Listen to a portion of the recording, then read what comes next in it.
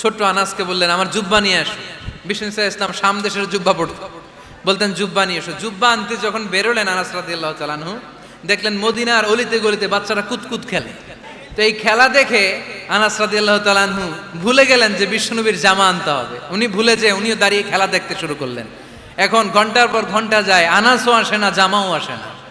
বিশ্বনবী ভাবলেন হায় রে, আনাস মনে হয় ভুলে গিয়েছে, কি আর করা, যাই নিজের জামা নিজেই নিয়ে আসি। বিশ্বনবী বের হলেন জামা আনতে, বের হয়েই দেখে মদিনার গলিতে বাচ্চারা খেলতেছে, ওইদিকে আনাস রাদিয়াল্লাহু আনহু দাঁড়ানো।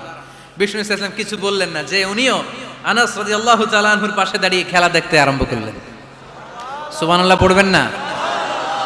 সাইয়েদানা আনাস খেলা দেখতে দেখতে দেখতে দেখতে দেখতে দেখতে হঠাৎ বিশ্বনবীর দিকে চোখ পড়ে গেছে। বিশ্বনবীর চোখের দিকে যখন সাইয়েদানা আনাস রাদিয়াল্লাহু তাআলা আনহুর চোখ পড়ে গেছে, সাইয়েদানা আনাস বলে আমার কলিজাটা এখান থেকে এই দিকে চলে আসছে ভয়ে। উনি বললেন আমার গলা শুকিয়ে যেতে আরম্ভ করলো, কাঁপতে লাগলাম। হায় হায়, এখন আমার মনে পড়ছে বিশ্বনবীর জামা আনতে পাঠাইছিল। বিশ্বনবী আমারে ধমক দেন নাই, আমার গায়ে হাত তোলেন নাই, জামা আনতে পাঠাইছি এখানে খেলা দেখতেছো এটাও বলেন নাই, বিরক্তিও প্রকাশ করেন নাই। বিশ্বনবী শুধু একটা হাসি দিয়েছেন।